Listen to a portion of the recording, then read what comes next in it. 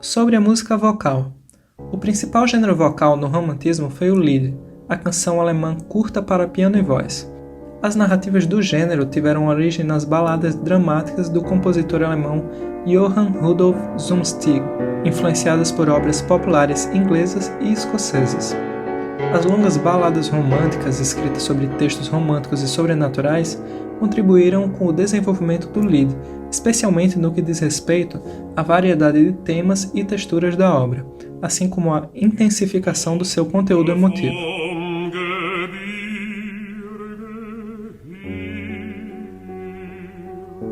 O piano, inicialmente visto como um simples acompanhamento ao canto, aos poucos ganha destaque e passa a desempenhar um papel tão importante como o da voz, participando em igual grau na tarefa de apoiar, ilustrar e intensificar o sentido da poesia, segundo Graut Paliska.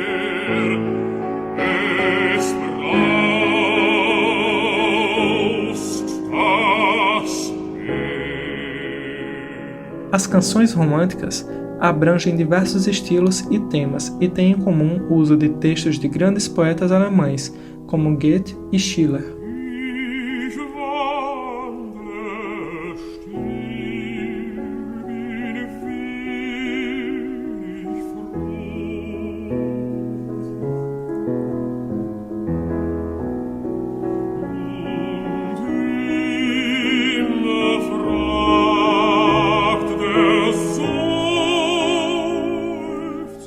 Sobre a música coral.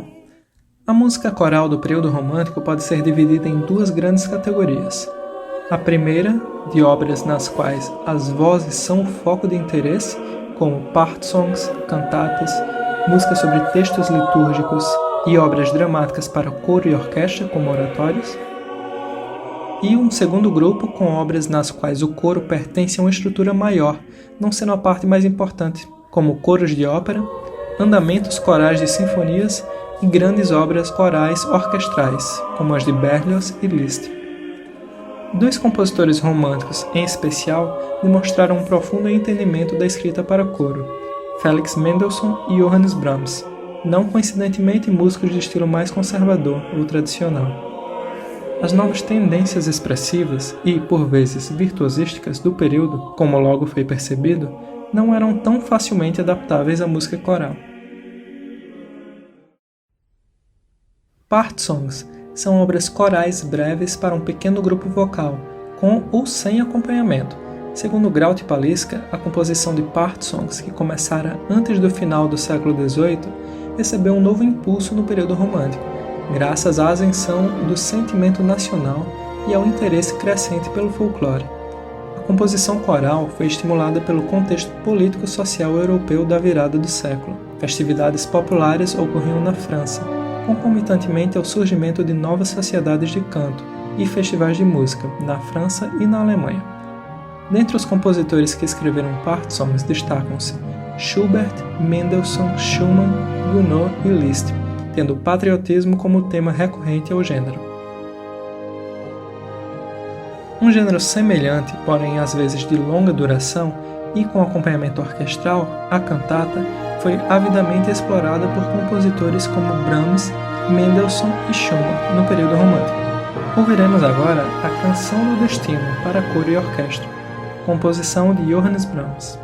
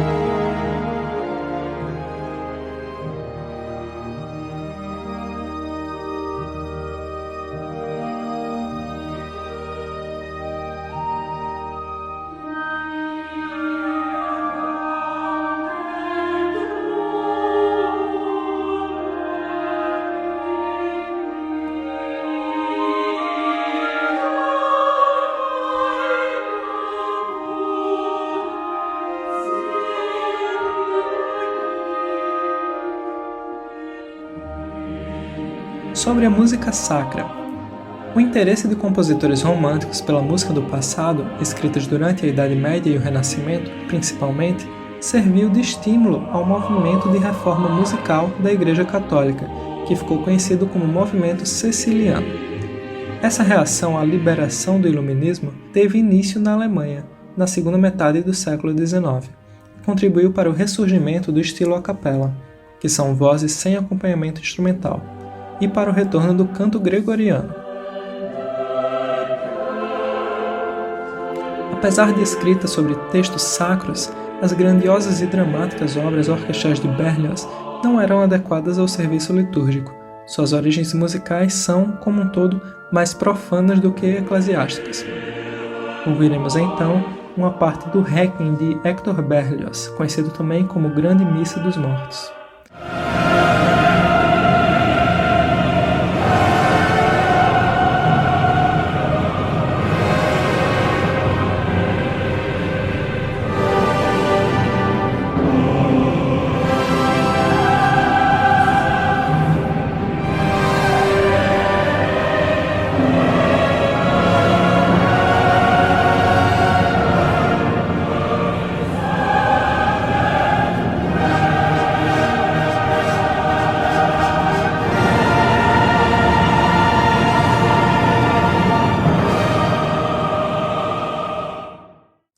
Sobre os oratórios.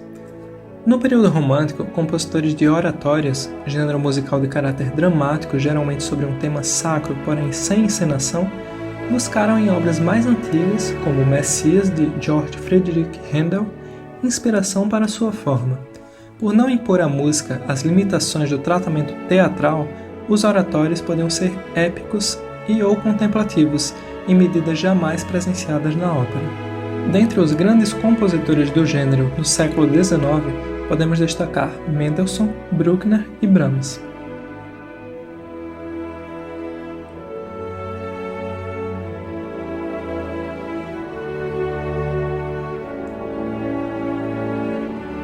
No que diz respeito à ópera, Graut e Paliska afirmam que, com a ascensão de uma classe média numerosa e cada vez mais influente a partir de 1820, surgiu um novo tipo de ópera, destinado a cativar o público relativamente inculto que enchia os teatros de ópera em busca de emoções e divertimento. Esse importante espetáculo, conhecido como a Grande Ópera, dava tanta importância ao espetáculo teatral quanto à música. Os libretos eram escritos de forma a possibilitar a pronta inclusão de danças, coros e multidões. Notáveis compositores de grande ópera da primeira metade do século XIX foram Daniel Auber, Jacques Haleb e Gioachino Rossini, sem dúvida o principal. A tradição da grande ópera perdeu forças com o passar do século, porém o gênero sobreviveu nas composições de importantes nomes como Vincenzo Bellini, Giuseppe Verdi e Richard Wagner.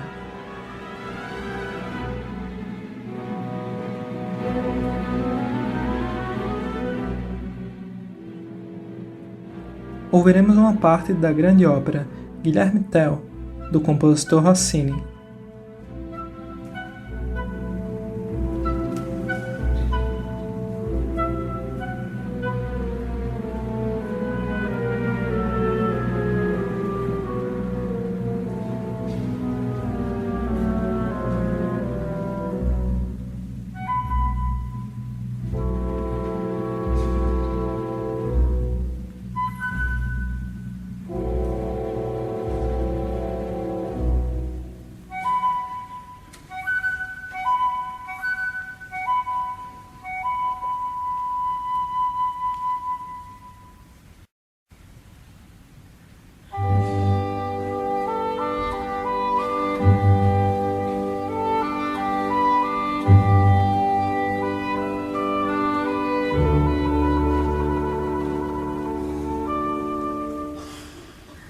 Sobre as óperas cômicas.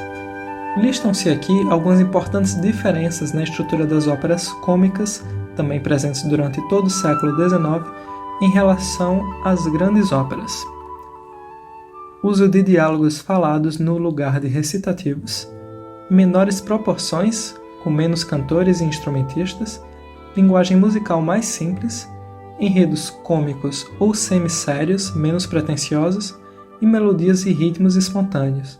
De acordo com Graut e Palisca, um novo gênero, a ópera buffet, não confundir com ópera buffa, italiano do século XVIII, apesar da semelhança do nome, dava especial ênfase aos elementos espirituosos e satíricos da ópera cômica.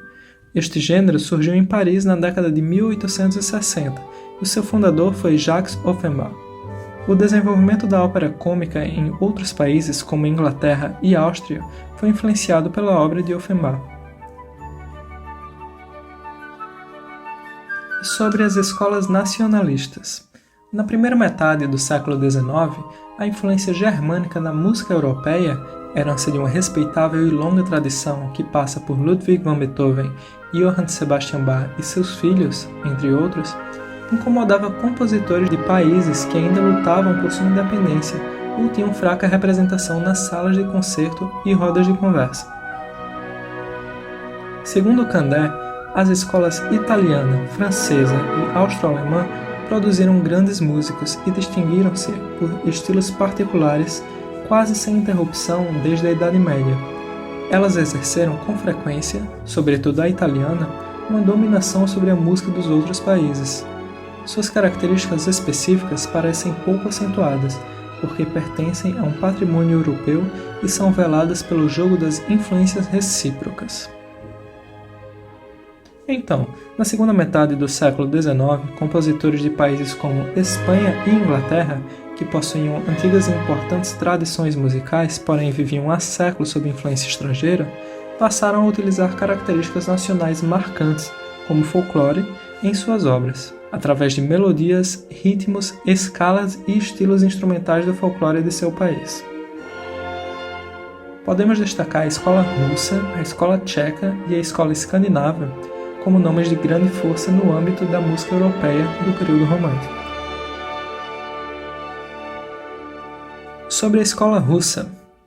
O grupo dos cinco, formado pelos jovens compositores autodidatas russos Balakirev, Cesar Kuri, Mussorgsky, Rimsky-Korsakov e Borodin, revolucionou o meio musical conservador de São Petersburgo, criando uma música abertamente russa e rejeitando a ocidentalização da arte nacional.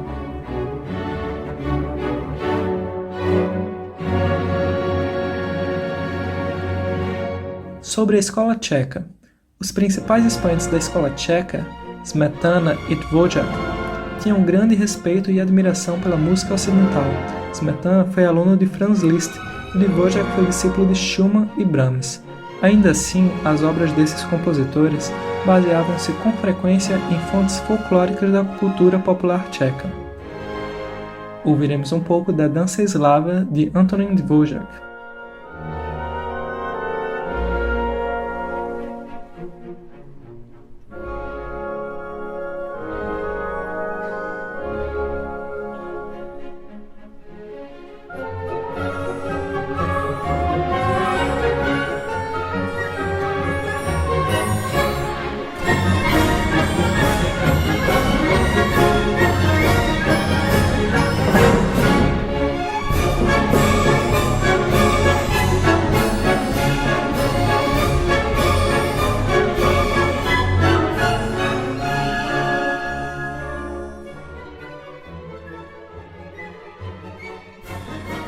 Sobre a escola escandinava. Os compositores Edvard Grieg e Jan Sibelius foram os maiores representantes da escola escandinava. Temas folclóricos podem ser escutados em diversas obras do compositor norueguês, como as peças líricas, assim como no poema sinfônico Finlândia, Opus 26, de Sibelius. Ouviremos um pouco das danças norueguesas, de Edvard Grieg.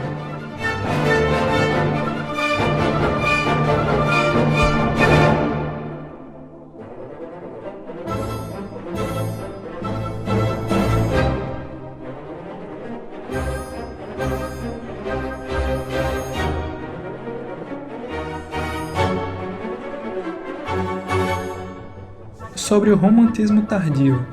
Após um longo período de instabilidade política e grandes revoluções, nas décadas de 1830 a 1860, a Europa passou por um momento de relativa estabilidade ao fim do século.